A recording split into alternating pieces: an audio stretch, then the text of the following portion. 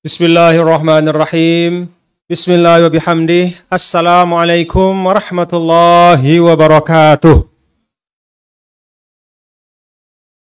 Alhamdulillah.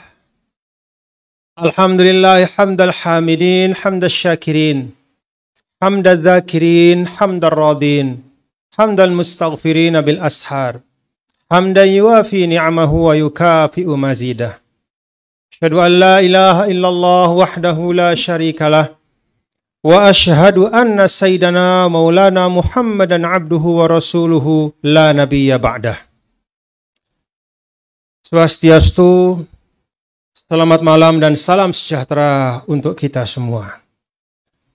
Yang saya hormati Sahibul Bait Bapak Haji Trisno Wikondo Raharjo beserta Ibu dan keluarga, ada Joshua, ada Junior ya, dan semua keluarga. Yang saya hormati dan saya muliakan para tokoh agama dan tokoh masyarakat, terutama para pimpinan majelis-majelis agama dalam forum kerukunan umat beragama yang hadir pada malam hari ini. Para pimpinan Majelis Ulama Indonesia, para pimpinan organisasi-organisasi dakwah, organisasi-organisasi kebangsaan yang hadir pada malam hari ini, semuanya saya hormati dan saya muliakan. Bapak Perbekal Kepala Desa, yang saya hormati, karena saya dari Lombok, kalau orang Lombok itu manggil sahabatnya dari Bali itu beli gitu. Jadi beli siapa? Beli nyoman, beli gede ya, kepala desa atau perbekal yang tadi telah menyampaikan sambutan. Bapak-bapak dan ibu, para hadirin dan hadirat sekalian, tamu undangan yang dirahmati Allah Subhanahu wa Ta'ala. Alhamdulillah wa syukurillah, pada malam hari ini dengan penuh kesyukuran, kita bersama dapat bersilaturahim dari beragam asal-usul kita, beragam suku kita, beragam organisasi kita, bahkan juga beragam agama kita, tapi dengan semangat persaudaraan, dengan ukhuwah wataniyah sebagai sesama anak bangsa. Maka dengan penuh kesyukuran, alhamdulillah, alhamdulillah, kita dapat bersama berkumpul dalam peresmian pendopo Wikondo yang dirangkaikan dengan silaturahim dan pengajian atau tausiah. Bapak Ibu, kalau kita jumpa ya, semua perjumpaan itu nikmat. Tapi perjumpaan pada masa seperti sekarang ini, jumpa langsung seperti ini, setelah sekian lama ya, kita tidak dapat langsung berjumpa. Teleponan iya, virtual iya, ya, kirim WA, kirim SMS, atau pesan lewat alat komunikasi, tapi jumpa susah. Maka saat seperti ini rasanya berlipat-lipat kesyukuran kita. Alhamdulillah. Dan bagi saya pribadi, bapak-bapak, ibu, saudara sekalian, saya dengan penuh kesyukuran ya, berterima kasih kepada Bapak Haji Wikondo dan panitia yang telah menjadi sebab saya bisa datang ke sini. Karena undangan beliau, maka saya bisa kenal dengan bapak-bapak. Kalau dalam Islam itu ada ungkapan man dalla ala khair falahu ajru fa'ilihi.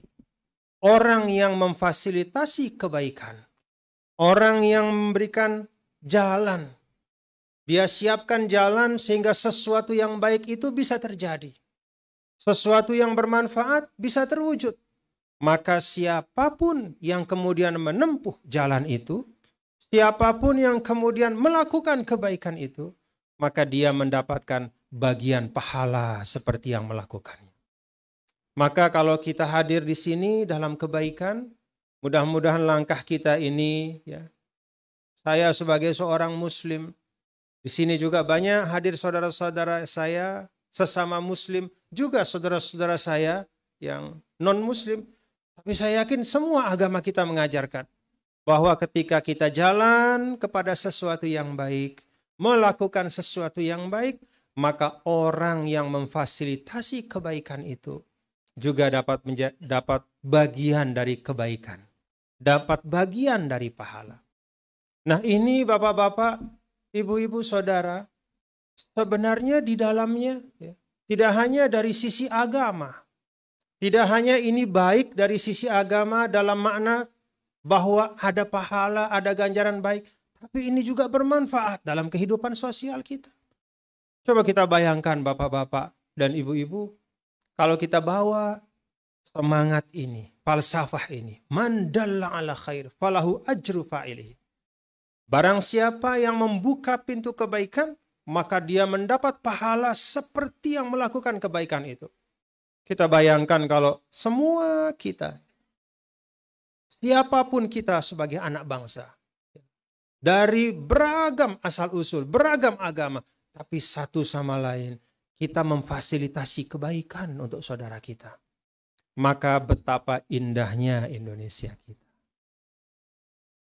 Maka pada malam hari ini saya mengajak peresmian Pendopo Wikondo ini kita ambil hikmahnya untuk kita. Bahwa diantaranya adalah mari kita mencoba menjadi jalan kebaikan dalam kehidupan. Itu yang kalau dalam Islam, Nabi yang mulia, Nabi besar Muhammad sallallahu alaihi wasallam menyampaikan, man futiha lahu babu khair falyantahisu fa innahu la yadri mata yughlaqu anhu. Siapa saja yang mendapatkan kesempatan untuk memasuki satu kebaikan, yang dia bisa melakukan kebaikan, baik inisiatifnya maupun dengan inisiatif orang lain, maka cepatlah masuk di pintu kebaikan itu. Karena dia tidak tahu kapan pintu itu akan tertutup untuk dirinya. Jadi setiap masa kita, khususnya ba'da pandemi ini, ya Allah, bapak-bapak, ibu, saudara-saudara, ya, saya pikir tidak ada di antara kita yang tidak kehilangan sahabat. Pernah masa pada bulan Juni, Juli, Agustus, setiap hari kita buka WA kita, innalillah. Isinya innalillah terus. Sahabat-sahabat, saudara-saudara kita, teman-teman kita. Alhamdulillah, saya Muhammad Zainul Majdi, Pak Haji Wikondo, Ibu, ya, kita semua, Pak Kepala Desa, Bapak-bapak, para pimpinan umat beragama, semua kita, alhamdulillah masih sehat. Maka saya berharap yang kedua adalah kita dapat mengambil hikmah sebagai umat beragama. Sebagai seorang muslim, saya ambil hikmahnya dari pandemi ini. Sebagai seorang beragama Hindu, Pak Perbekal, ya, yang Kristiani, yang Buddha, yang Konghucu, semua kita ambil hikmahnya. Pada saat pandemi, bapak-bapak, ibu, kita semua berdoa. Kita semua berdoa supaya musibah ini cepat diangkat. Tapi pada saat yang sama, jangan lupa untuk kita berdoa supaya hikmahnya itu ditetapkan oleh Allah, Tuhan yang Maha Kuasa dalam diri kita. Mudaratnya Allah hilangkan, tapi hikmahnya jangan sampai hilang. Hikmah bahwa ternyata kekuatan yang paling besar menjadi sandaran kita dalam kehidupan adalah Al-Khaliq, Allah Subhanahu wa Ta'ala, Tuhan yang Maha Kuasa.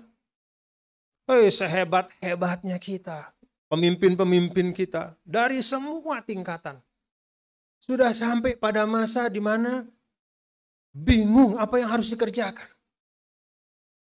Merasa kesulitan menyelesaikan pandemi ini. Alhamdulillah, kita bangsa yang mutadayin, bangsa yang religius. Maka kiai tuan gurunya mengangkat tangan berdoa, pedanda-pedandanya juga pergi ke rumah ibadah juga berdoa. Pendeta dan pastor juga berdoa. Biksu-biksu juga berdoa. Dan dari doa-doa itu, ya, kalau saya sebagai seorang muslim, saya percaya betul, ya, bahwa kekuatan doa itu mengatasi semua kekuatan lahiriah yang ada dalam kehidupan dunia. Coba bapak-bapak dan ibu renungkan. Bangsa kita ini kalau dari sisi protokol kesehatan tidak lebih baik dibanding orang Eropa. Dibanding orang-orang di negara-negara maju. Ilmu dan teknologi menghadapi pandemi juga tidak lebih baik. Vaksin saja masih kita ambil dari luar. Tapi alhamdulillah, kalau kita renungkan bapak-bapak dan ibu, hadirin dan hadirat sekalian, bahwa alhamdulillah dibanding banyak sekali negara-negara di dunia yang jauh lebih maju dibanding kita, kita relatif lebih cepat tersembuhkan dan terpulihkan. Alhamdulillah. Ini bapak-bapak dan ibu hadirin dan hadirat sekalian adalah hikmah yang menurut saya penting sekali. Kita kembali kepada tuntunan agama kita dalam makna yang positif. Kita jadikan pemahaman agama kita itu sebagai jalan kita untuk menghadirkan kemaslahatan. Semua kita pada saat corona kemarin, ya, tuan guru, kiai-kiai kalau berdoa di masjid, doanya bukan hanya untuk umat Islam, tapi untuk seluruh bangsa Indonesia. Saya yakin juga semua tokoh agama seperti itu mendoakan seluruh bangsa. Alhamdulillah, Allah kabulkan. Maka hikmah ini jangan hilang dari kita. Jadi mudarat dari corona pandemi ini kita doa supaya hilang, tapi hikmahnya nggak boleh hilang. Pertama tadi hikmah bahwa kekuatan itu adalah pada bersandar pada yang maha kuat. Kalau nyandar sama manusia, nggak lama usianya. Mau nyandar sama pejabat, pejabat itu 5-10 tahun paling lama. Mau nyandar sama seorang yang kaya, belum tentu yang kaya hari ini, besok pagi tetap kaya. Dalam Al-Quran di surah Al-Qalam itu kan ada. Ashabul jannati idh aqsamu la yasrimunnaha musbihin. Ada diceritakan dalam Al-Quran, sekelompok orang yang punya kebun yang sangat subur. Ditanami tanaman yang besok tinggal dipanen. Maka pada malam hari antar mereka bicara, besok kita bakal panen. Wah, hasilnya bisa kita beli apa yang kita perlukan. Dengan penuh keyakinan. Cuman satu yang mereka lupa, kata Allah, wala yastathnun, nggak ada insya Allahnya. Jadi mereka sangat yakin sampai dia lupa mengembalikan kepada Sang Pencipta. Maka apa yang terjadi? Fa asbahat kassarim. Tengah malam itu dengan takdir yang maha kuasa itu bisa hilang. Kemudian hilang begitu saja, pagi-pagi mereka menemukan tanah itu sudah kosong. Nggak ada apa-apa. Bersandar pada selain dari Sang Pencipta, itu tidak akan menghasilkan kekuatan yang hakiki. Maka bapak-bapak dan ibu semua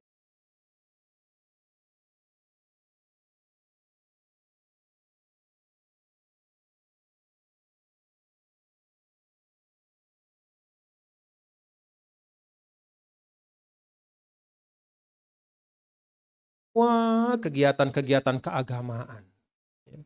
Di kalangan umat Islam, di kalangan umat Hindu, Kristiani, mari tumbuhkan semangat keagamaan itu. Dengan cara ritual ibadah yang diyakini masing-masing. Tidak dicampur-campur. Yang umat Islam dengan ritual Islamnya. Artinya sholatnya, kemudian ritual ibadahnya. Yang Hindu demikian, yang Kristen, Katolik demikian. Dengan cara masing-masing. Dengan akidah yang juga ada perbedaan. Akidah kita memang ada perbedaan. Tapi di balik perbedaan akidah itu, di balik beragamnya ritual ibadah kita, kita disatukan dengan persaudaraan kemanusiaan. Alhamdulillah. Dan dalam Islam persaudaraan kemanusiaan itu mendahului semua persaudaraan yang lain. Coba kalau kita lihat dalam suratul Isra, Allah Ta'ala menyampaikan, walaqad karramna bani Adam. Al-ayah, sungguh kami telah memuliakan bani Adam, manusia. Jadi manusia itu begitu dia lahir, di dalam Islam itu built-in, melekat. Tidak bisa dipisahkan apa yang Allah sudah berikan. Apa itu? Karamah insaniyah. Kemuliaan sebagai seorang manusia. Jadi kemuliaan sebagai seorang manusia itu Allah yang kasih. Tidak boleh atas nama apapun kita menghilangkan kemuliaan itu. Dengan menghina orang yang beda dengan kita. Mencerca, mengumpat, memfitnah, membikin hoax. Apalagi menyakiti fisik, apalagi membunuh. Yang telah dimuliakan oleh Allah tidak boleh dihinakan oleh kita sebagai manusia. Yang kedua juga ada hikmah dari pandemi ini bahwa ternyata ukhuwah, persaudaraan dan kebersamaan itu adalah modal yang luar biasa untuk mengatasi semua kesulitan kita. Alhamdulillah. Di sini Pak Kepala ya, Desa, kemudian dari FKUB, semua tokoh-tokoh itu saya yakin membangun kebersamaan, bergotong royong. Maka itulah yang kemudian juga selain doa-doa kita, itu juga bagian yang menyebabkan kita bisa cepat selamat. Kebersamaan, kita saling membantu. Dan ini yang menjadi asas sejak dulu ketika Indonesia pertama kali digagas. Coba kita lihat pada saat BPUPKI, Badan Persiapan Usaha, Badan Penyelidikan Usaha Persiapan Kemerdekaan Indonesia. Di situ beragam anggotanya.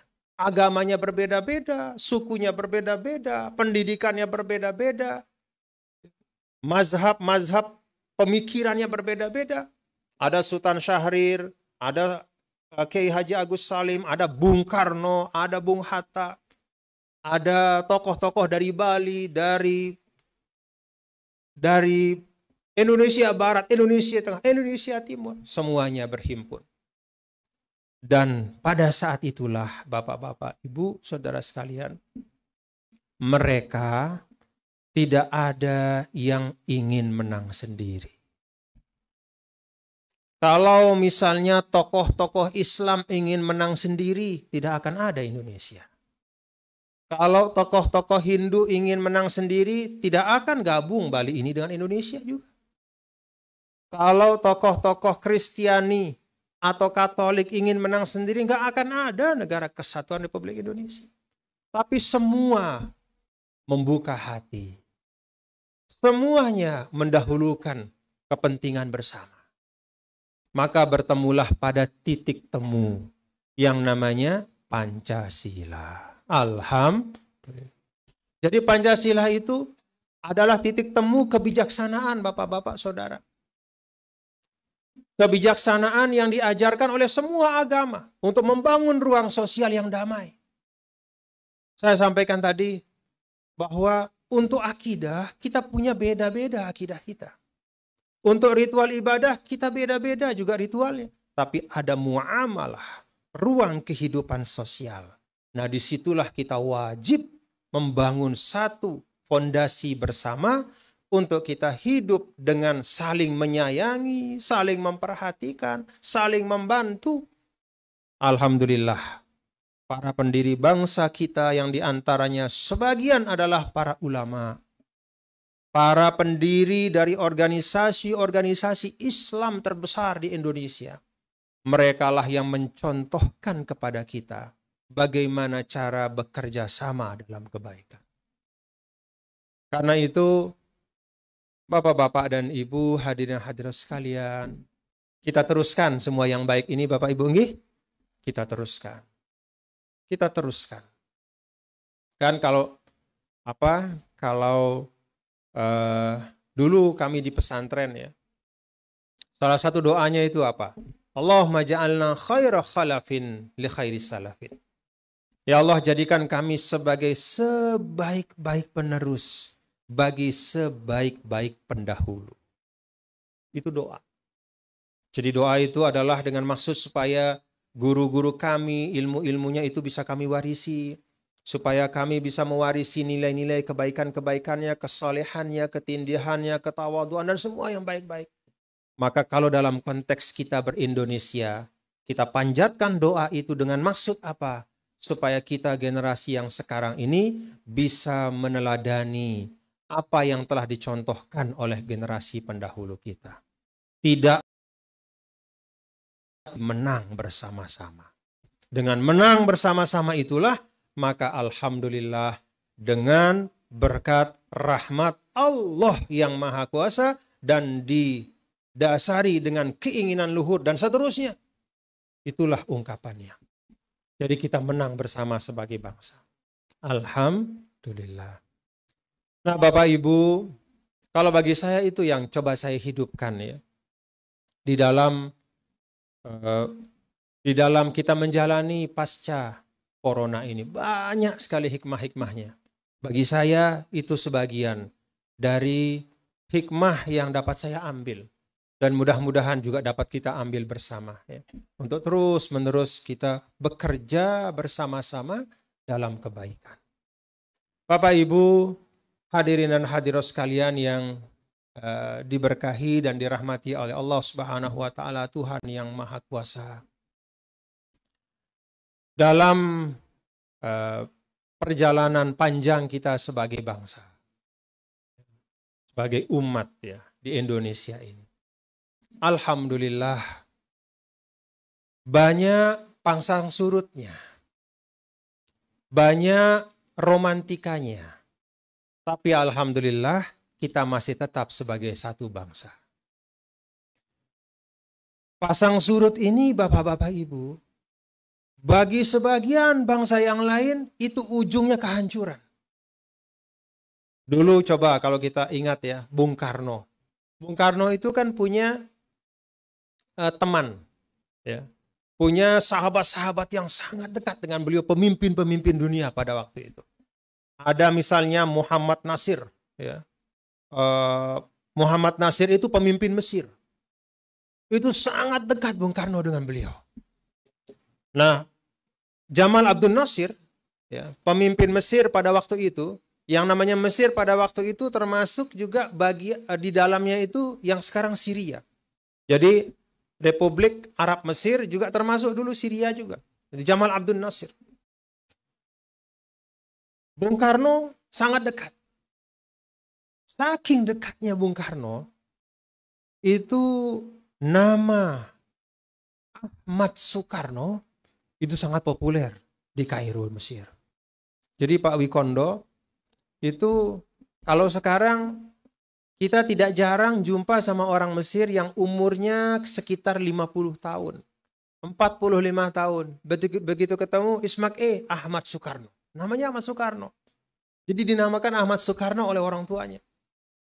Nama Ahmad Soekarno dijadikan sebagai nama jalan di daerah yang paling elit di Kairo. Tempat diplomat-diplomat.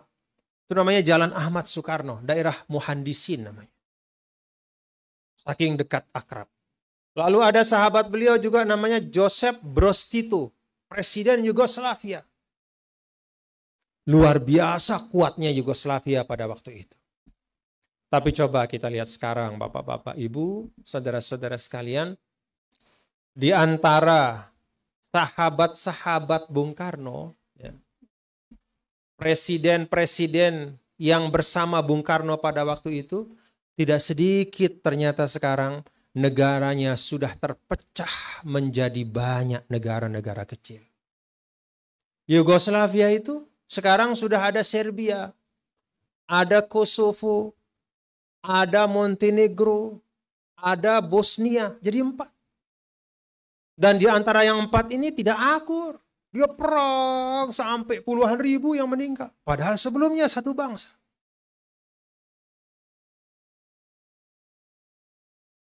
Kalau dalam Islam itu dinamakan kufur nikmat.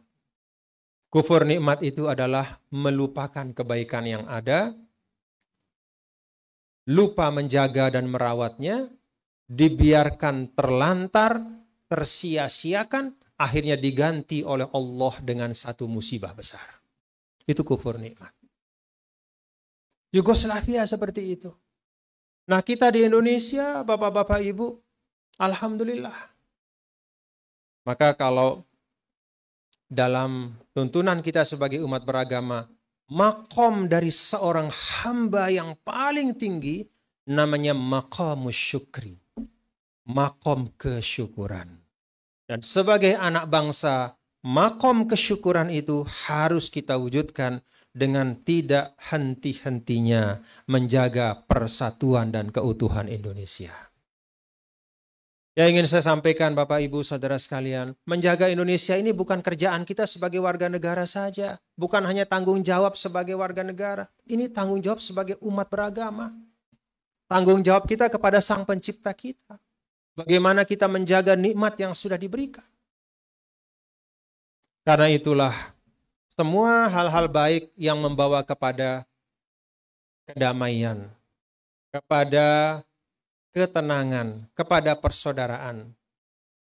Semua upaya-upaya itu harus terus kita dukung dan kita tingkatkan.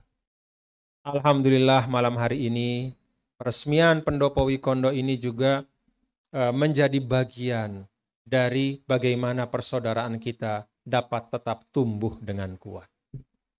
Bapak Ibu Saudara sekalian, terakhir dalam kesempatan ini saya menyampaikan harapan kepada kita semua.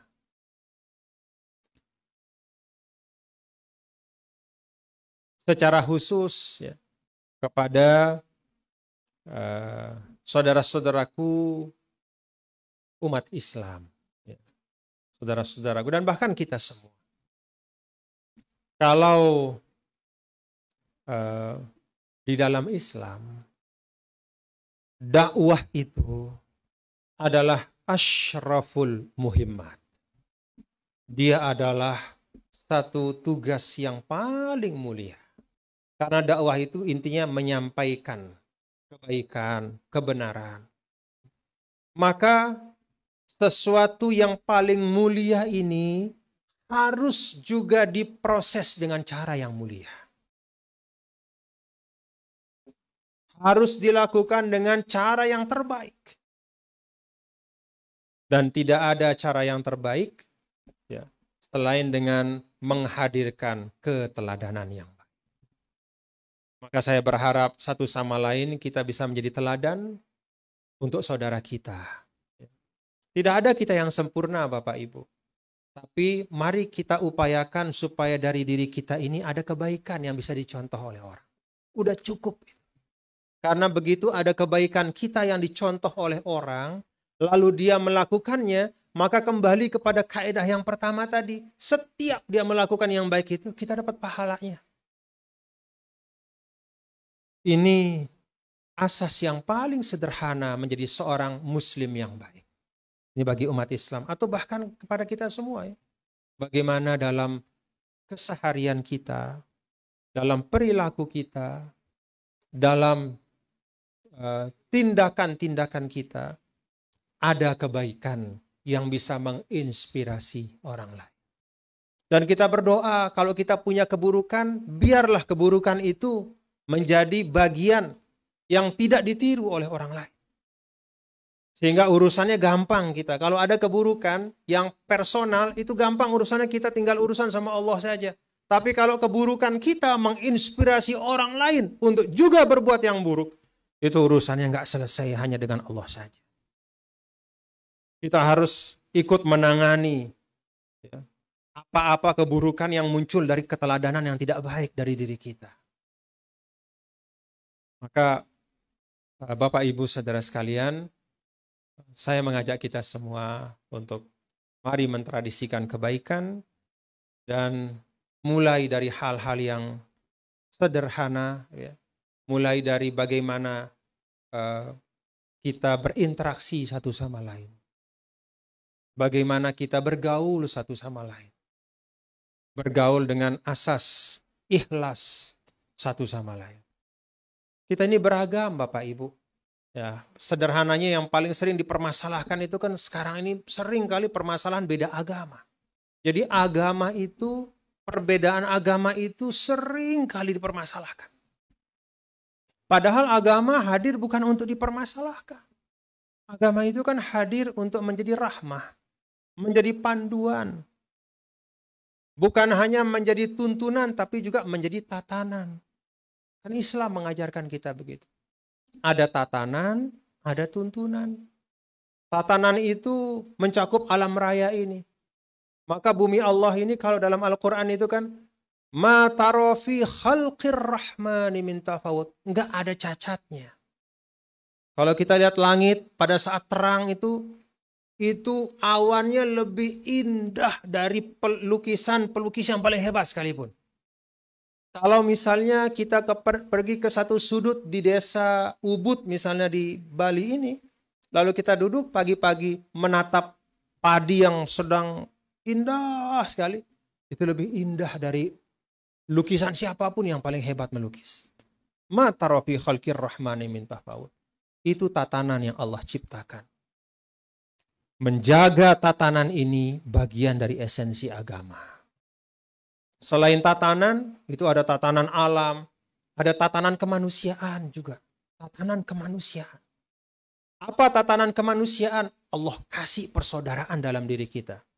Makanya dalam Islam, menyambung hubungan baik itu dinamakan silaturrahim. Dari kata rohim.